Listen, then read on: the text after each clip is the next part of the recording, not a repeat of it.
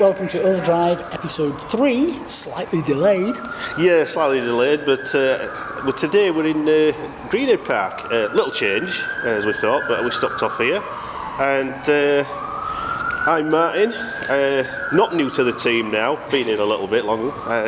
And I'm Malcolm. And this is Malcolm. The OAP of the group. The OAP, yeah. And the first thing we're going to look at is Chris Lyons with the Shacks material, isn't it? Yep, so Chris had a look around the Shacks showroom earlier in the year, put together a little piece on it, and he's going to explain who they are and what they do. Yeah, lovely little place. Definitely worth a look, this video. Yeah, it's a really good piece. Hope you enjoy it.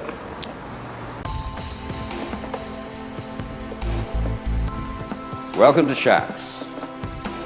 What is Shacks? Shacks is the biggest supercar dealer in the North of England.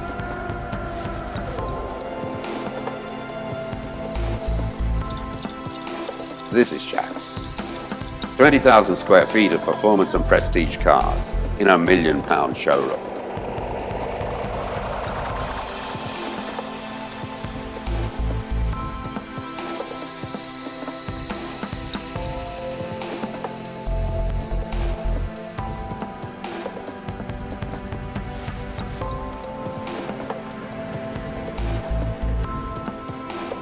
Shacks has a special section, classic cars.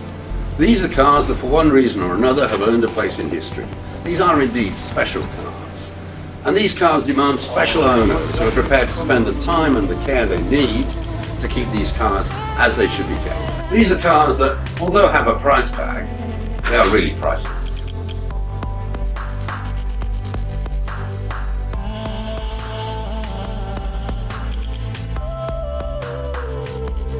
Welcome to the Shacks top floor. This is the creme de la creme. It's here that Shacks shows the cars that everybody wants but only a few can afford.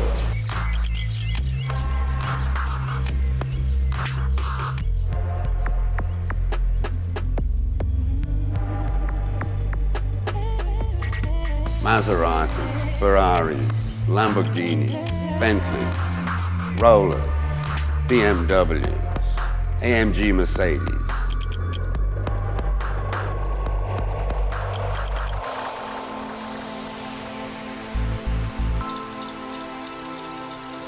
Shacks offers a fully inclusive customer service. They source their cars throughout the UK and worldwide to find exactly the car that you want. And they will deliver both UK and worldwide to wherever you happen to want your car to be. This is Shacks added value. This is Shacks. Living the dream, driving the dream.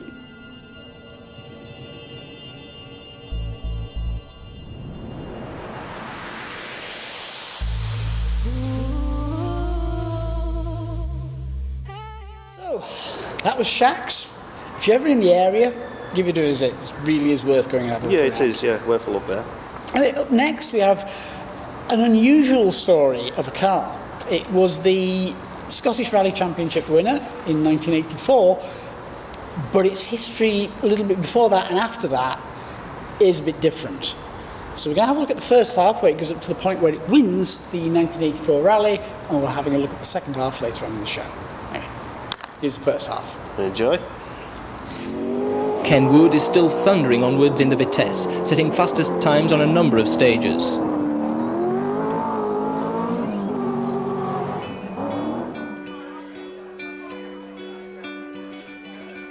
Originally built for the Paris-Peking rally, this particular car has a very unusual story.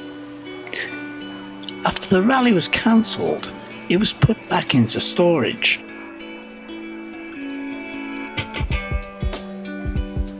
In 1982, it was brought out and raced by Tony Pond in the Unipart colours, along with a few other SD1s that were converted for rallying. During this time though, up in Scotland, Ken Wood was racing the TR7. In the 1982 season, he actually won the Scottish Rally Championship in this car. However, this was a bit of an embarrassment to the Rover factory as the car was no longer in production. So, it was decided that a Rover SD1 should go up to Scotland. And this was the car that was chosen. Champion rally driver Ken Wood has been given a late Christmas present, a £25,000 rally car from Austin Rover. For Ken, who lives in Galashiels, it's the culmination of 12 years of rallying. Alan Douglas has been to see his new car in action. The 3.5-litre Rover V8 will make its first public appearance next month in the opening round of the Scottish Championship, the Snowman Rally in the Highlands. But today, Ken Wood was testing it around his sponsor's factory in West Lothian. 33-year-old Ken, who's an air traffic controller at Edinburgh Airport, won the championship last year by a wide margin after twice coming runner-up in his own Triumph TR7. The presentation of the new Rover and the continued support of his sponsors reflect his superiority in the sport. And along with co-driver Peter Brown, he's looking forward to the forthcoming season. It's very, very quick in a straight line, in fact. Quite agile around the corner as well. But as you can see, it's a fair bit size compared with a TR. How important is it to be able, as an amateur, to get a car like this, which is very much a specialist car, isn't it? Well, this deal that we have just now with our sponsor in British Leyland, it is a great improvement on what we've been doing up until now. It's one more step up the ladder, you might say, towards being a fully professional works driver. But obviously the sport is so expensive nowadays that you couldn't contemplate rallying on this level on your own, could you? No, no way, no. It's absolutely essential that motorsport has sponsorship. I mean, you know yourself how much it costs to go rallying, and it's literally thousands and thousands of pounds a year. And there's just no way that anybody can afford to pay for that from their own pocket. Peter, you'll be sitting alongside Ken. How do you feel about the new car yourself? I think it'll be quite exciting. It'll be a big difference from the Triumph, which we campaigned last year. We haven't had the car out yet on the loose, so we've got that to look forward to. Hopefully next week we may manage to get a forest stage and we may try it out. I think it'll be going faster than ever. I would imagine we'll be going very, very fast. And with a top speed of 152 miles an hour, the car certainly is impressive. And both Ken and Peter are arranging several practice sessions to get used to it before the start of the season. If he competes in just 8 of the 10 Scottish events, he'll keep the car. He's planning to not only take part, but win.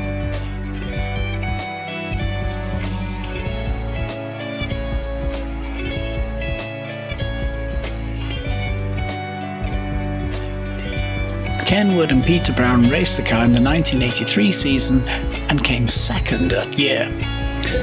But further south, they released the Rover VTES, and it was decided that the car needed to be updated. So once the 1983 season was over, the car was taken back to the Rover factory and updated to the newer Series 2 specifications.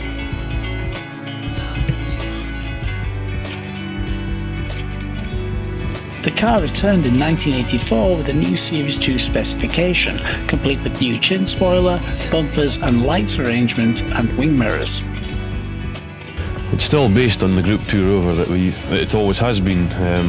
Carburetor engine as opposed to fuel injection, a Salisbury axle, 4HA type, and the ordinary Rover 5-speed box as opposed to the Vitesses which usually get track box. What sort of brake horsepower has the car got? Enough. 330 supposed to be, or thereabouts. You know, it's never been tested for the actual power, but it's, according to the specification, it should be about 330, something like that. And your hopes for today's event? To get to the finish and to get 30 points in the Scottish Championship. Mm-hmm. And that you're overriding oh aye, well, we're not contesting the Shell Autosport Championship, although we're registered, we're not contesting it seriously at all. Obviously it'd be nice to do well in the event. In the process of trying to get 30 points in the Scottish Championship, we'll need to go pretty fast to keep up with folk like Donald Heggie and Andrew Wood, and that might put us near the front anyway. But living up to the name Vitesse, Ken Wood leads the field in the Rover.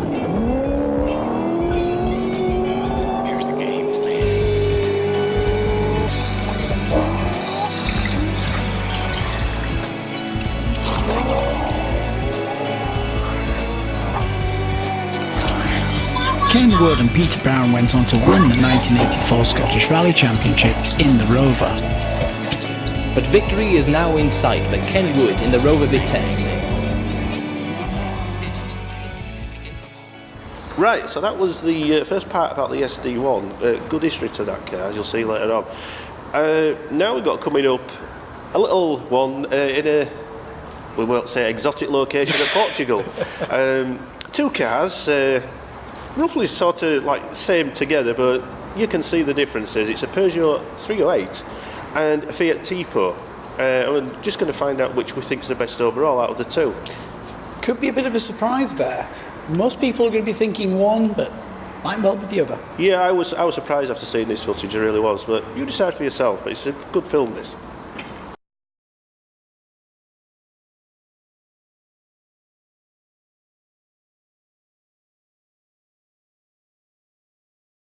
So, we have an OverDrive special here in Portugal, and we've got two cars to look at. We have the Fiat Tipo, which is a 1.3 turbo diesel, which is the largest engine available here anyway, and Peugeot 308 1.6 turbo diesel.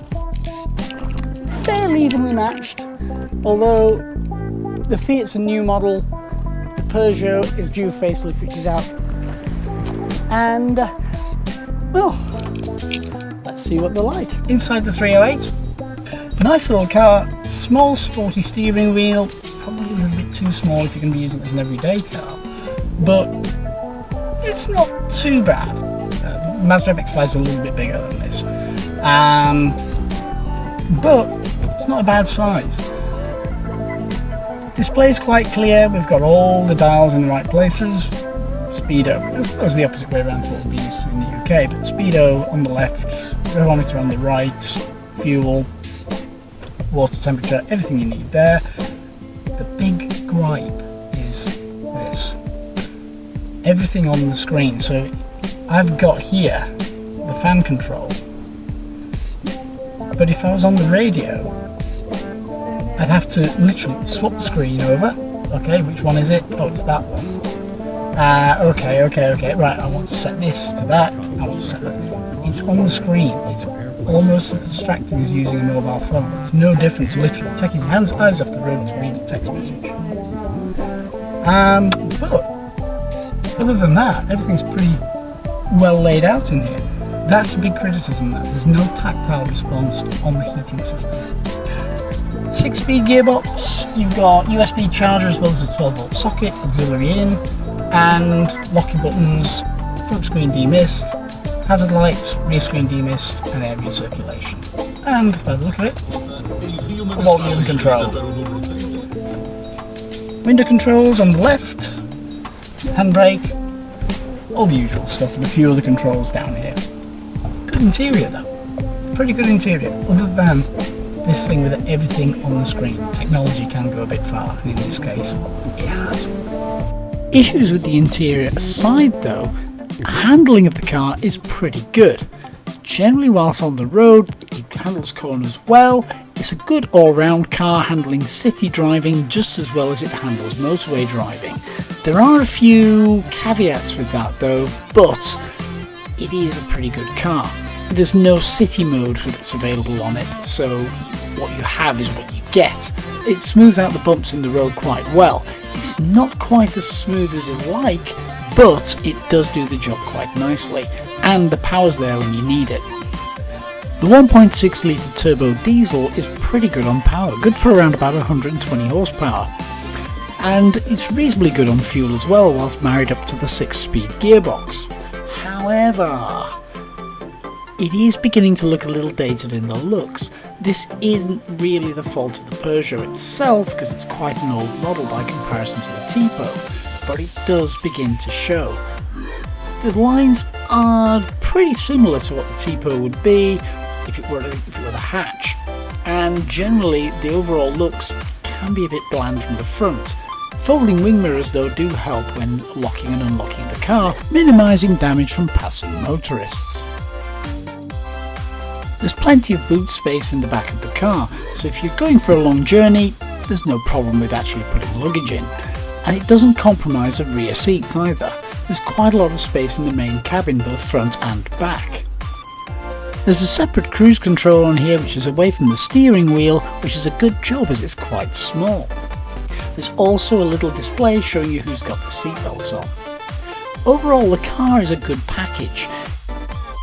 Good as the 308 is it as good as this, the new Fiat Tipo?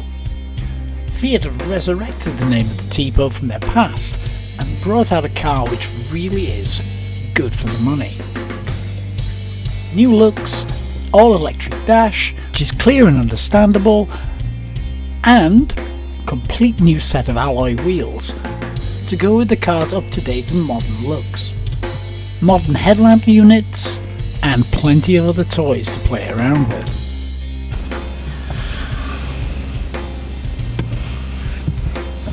So, in the Fiat, we've got almost the same as in the 308. We've got controls on the steering wheel. We've got a nice clear display. We've got the touchscreen functional display in the middle, but crucially we've got tactile controls for things like heating and tactile controls for various tuning options. You can literally use your hands to do it. You're not having to distract yourself from the screen all the time. Sat-nav's TomTom based and pretty accurate as well, and you've even got the display when you're in the music modes as well. So if you're listening to the radio, you're listening to media streaming off your phone, you always have the display there. Generally when driving, the ride is very good. It smooths out a lot of the bumps in the road and it's generally responsive in every way. The engine's good, especially when going uphill. Considering the size and weight of the car, with it being the estate, it's actually quite surprising. Handling is good and, well, what can I say? Overall, this is a really well balanced car with great performance for the price range and a lot of features that you wouldn't normally expect, or certainly wouldn't have expected a few years ago. The 1.3 litre turbo diesel engine delivers 95 horsepower and is surprisingly powerful given the size of the car. I can't fault the engine at all, and the performance over the time we had it was flawless. Generally the interior is well laid out and quite attractive. The controls are where you need them, the displays are clear, and certainly in comparison to the 308, it's certainly not as dull. The 308 is quite featureless in the dash, well sculptured, but just doesn't look appealing. While the Tipo may lack a few niceties like the folding wing mirrors when you lock the car, it is overall a better vehicle. It has a nicer line to it, and even the estate version is quite a nice car. It doesn't have that boxy look that many estates do actually have. Plenty of boot space regardless of whether you get the hatch or the estate. The problem in the estate is this. The cover can sometimes come out of the rails. It would be better to have an open topped rail that you just hook into, like many of the cars like the Zafira have. Controls are pretty well placed, they're all within reach, and, well, what can I say? The whole cabin is well designed, well put through, and although this is only a 5-speed gearbox, you don't really need any more on the 1.3. The fuel efficiency is excellent.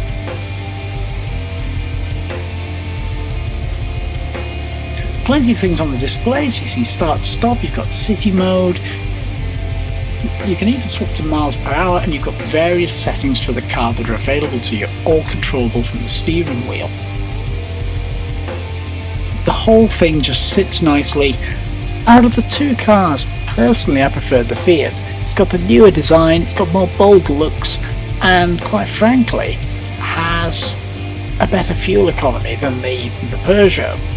Yes, there is a 1.6 6-speed turbo diesel available in other markets, including the UK, however the 1.3 is actually pretty good.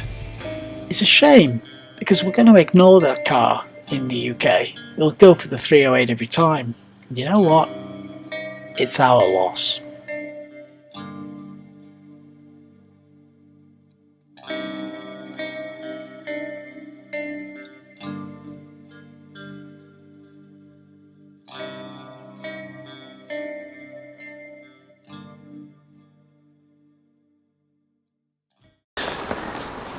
So that was the Portugal video where we compared the two cars. Both pretty nice cars, actually. Yeah, You were there. I certainly wasn't there, but I won't give away which I think I would drive away with. I'd let the viewers decide, but I do have my favourite. I think I made my view clear. Yeah, certainly did, yeah.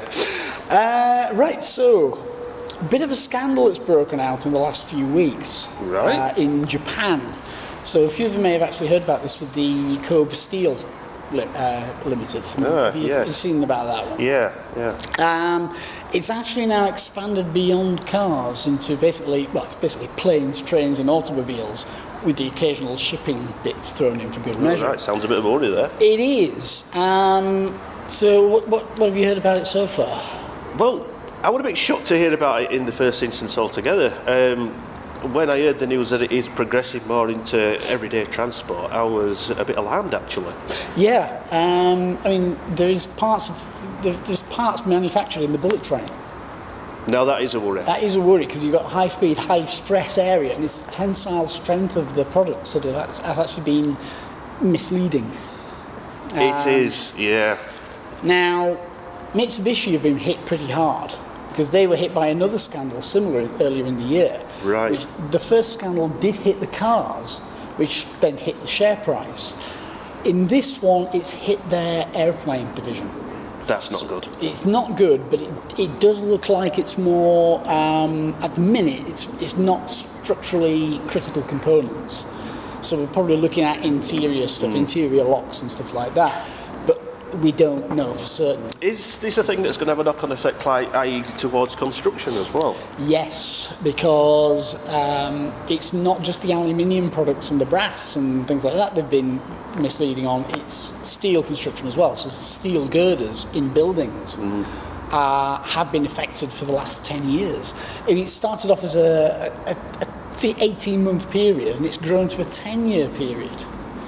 So we could have buildings. Yeah, it's quite worrying. And car manufacturers, boat manufacturers, plane manufacturers, buildings are affected by this, and trains. It's just something that seems to have come out of nowhere, but is rapidly advancing now. Ford are affected, General Motors, Nissan have been affected this time because in a way they've got a double whammy because they had to take a bigger share of Mitsubishi earlier in the year to bail them out. So they've now been hit by Mitsubishi twice. A double blow then. Suzuki are affected, Toyota, Honda. I guess there's going to be a lot of recalls and stuff in vehicles and such, is there? It depends, because if this is something like a spring in a locking mechanism, chances are it's not going to be a massive effect. Right. But if we're looking at something that's structurally dependent on strength, such as a locking mount, the last thing you want is your door failing when you're doing 70 mile an hour on a motorway. It is. It's going to cause a lot of issues, this, isn't it? It could. Yeah. Now, the question is, how do they actually find this information out? Any idea? I have no idea how this actually came to light. What have they done? Have they tested something or what? The company actually admitted it 2 weeks ago. So they actually came out and admitted the fact? Yeah. Right. Yeah. But what they'll probably do is they'll look at where these batches of materials have been used, look at accident statistics. So let's say, I'm not picking on them because of the Honda and Japanese, but let's say Honda. Particular cars with these parts on have had accidents due to a failure of this part, then there'll be a recall. If it's a more general part which isn't safety critical, chances are that it'll be a case of replace it as and when. Yeah. Still a big hammer blow. It is. It is, really. And it's more harmful to Japan as a total as well. In total, because you've had 5 scandals of this sort in the last 3 years. That is bad, yeah. So it's like Japan Inc. has now got a really serious problem. So the land of the rising sun, as they say, it may well be setting. Looking very cloudy at the moment for him, to be fair. But all joking aside, it could be a very dangerous thing. It could, yeah. And it's still going on. Right. It is still revelations coming out about it, and manufacturers on all sectors are now scrabbling to find where these products are. in the construction chain. Mostly in construction, it will probably be in Japan. However, Kobe Steel's overseas subsidiaries have also now been caught up in this because they've also been giving misleading information on this. Could I just say, gone are the days when it always used to be British? That wasn't always a good thing. Maybe not, but At when least you look you at knew what's where happened with it was. Japan, I don't know. Could Yeah. it be a chance for someone to start to step in?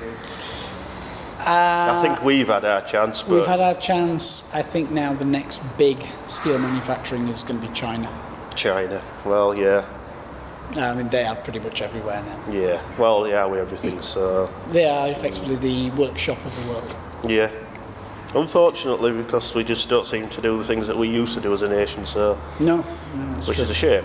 But it's certainly something to keep an eye on, is this, and we'll bring you anything more about this as when. Yep.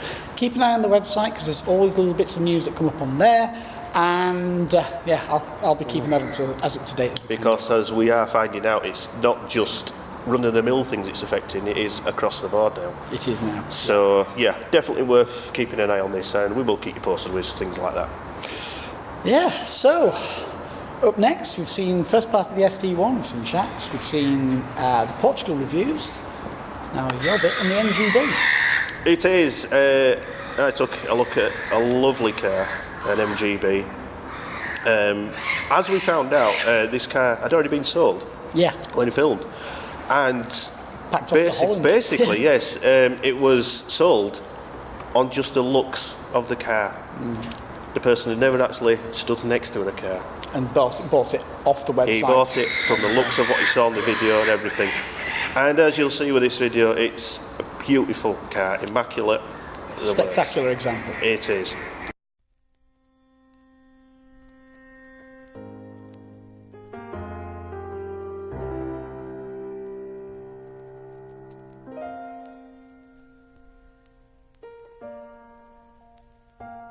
This is a car that I went to see that I really loved. It's the MGB.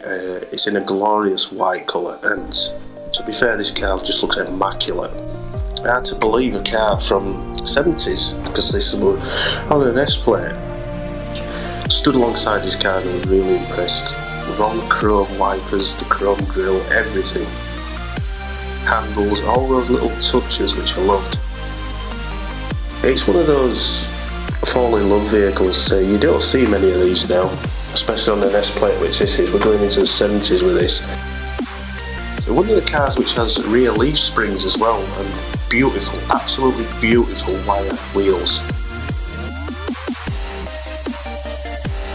Sculptured curves on this car really say MG all over, and it's proper wood, walnut dash, steering, everything.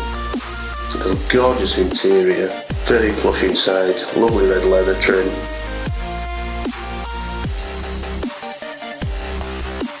A lovely interior I found with this, all the gauges nice and clear as well. Seeing the car in all its glory like this, I was really taken back. Lots of little details which, all the leather interior and that. In a way, I suppose this car could be slightly forward thinking, as this car apparently had some form of crumple zones, which I was surprised with to see like in a car like this. The engine that I found in this was a 1.8B series, which is upgraded from the 1.6 engine with twin carburetors in this. A lovely engine. So looking around this car, as you see, it is a convertible with the black burgundy colour vinyl roof. There's a luggage rack on the back, which I was impressed with.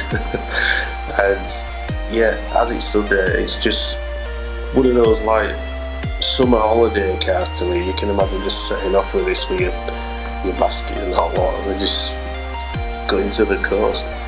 Even the boot is all plush lined inside, all like a velvety colour. It's just an amazing vehicle. I think they started making these cars about 62, something like that onwards. As you can see with this example, it is around about 77 looking at this. You'd have to believe it's that old, but it is a very good car. The person who was basically having this car only got this car on looks alone. They just fell in love with the car. with a lovely engine it's got, and everything's so clean and tidy. I really couldn't fault this car. Love to have over it myself, to be fair. So, that was the MGB. We're now going to see the second half of the SD1 story. And as you sort of see, it's an unlikely survival story. And the car's literally been brought back. To me, don't want to spoil it for any viewers, but it's like a car that's been through hell and back. It's a bit like a phoenix from the flames, as you'll see in this video, and I was gobsmacked when I saw all this footage, and I've really taken this car to heart now after what I've seen. And I can just say, but you saw it at I saw it at Fleetwood, and I was blown away with this car. I was so impressed with it. Even more impressed now you've seen what it's been through. Yeah, and just things like watching him, as you'll see in the film, putting the car away, it's something that just captures you. You watch it until it even disappears in the trailer. And it's such a good car, and now I know more about the vehicle and what it's been through, you seem to take to it even more and love it, and I'm sure you will when you see the rest of the footage.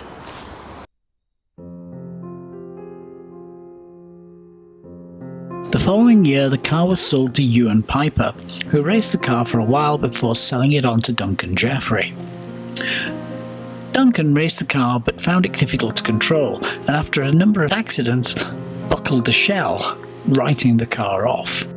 He decided to rebuild the car as a short wheelbase version, similar to the design shown here.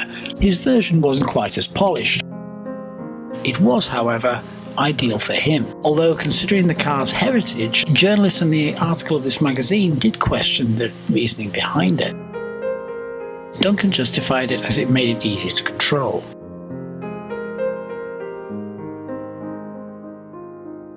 But a number of years later, the car appeared for sale. It wasn't in the best of condition, but it did catch the eye of Michael Kidd, the current owner. Once its identification was verified, he took the car on and spent some time having it restored to its former glory when it won the Scottish Rally Championship.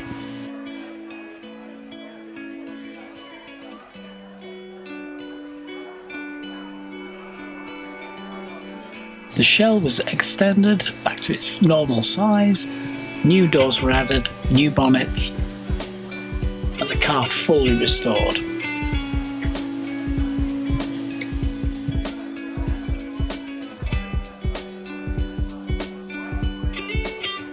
The painstaking work took time to complete, but the car had new parts added where needed, and the livery was faithfully restored.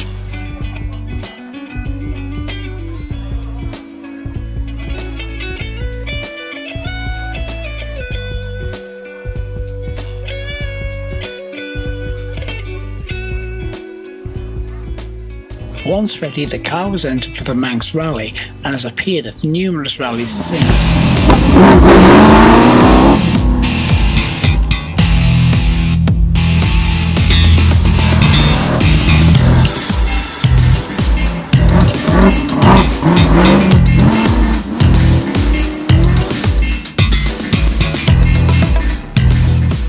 In 2016, the car was brought to the Fleetwood Festival of Transport, where we got the chance to film it and get close.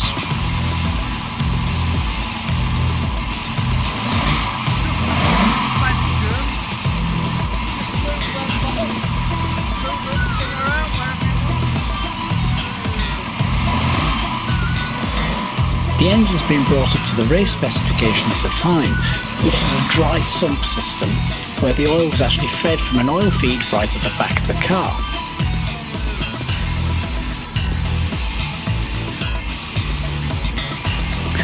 The engine itself has 4 Weber carburetors attached in 2 pairs, and this provides an extra power output that wouldn't be available on standard road cars. The car's still admired wherever it goes, and people often take photographs of it. A dash similar to this would have been fitted to the original rally cars at the time. However, when it was shortened, Duncan Jeffrey had a standard rally kit fitted, which removed all the flammable parts.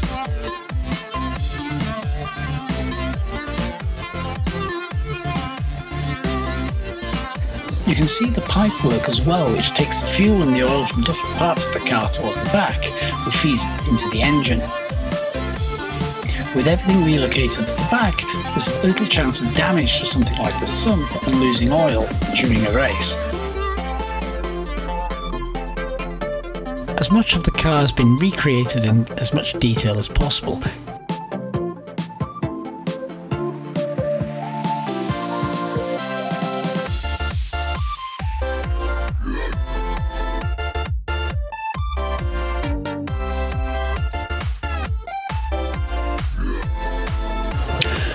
From the outside, a standard SD1 and the main rally car look very similar.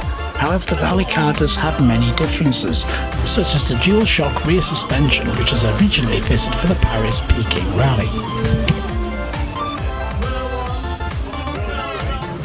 But looking at it now, you'd never believe that the car had been shortened or that it had had any accidents in the past. It really is well looked after.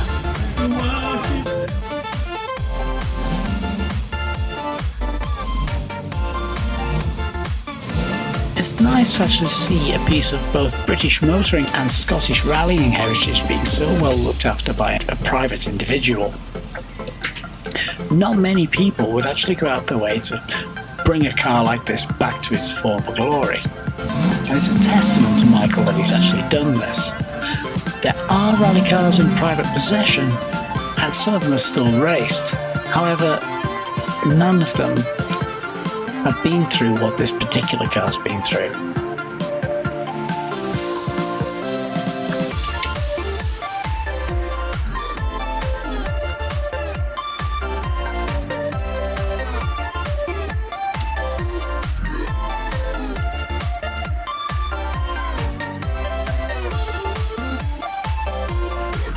The SD1 series has long been one of my favourite cars, and this particular one is one of my favourite rally cars. It's so nice to see something so special up close. It is a special kind of car, and thankfully that's going to continue for a while.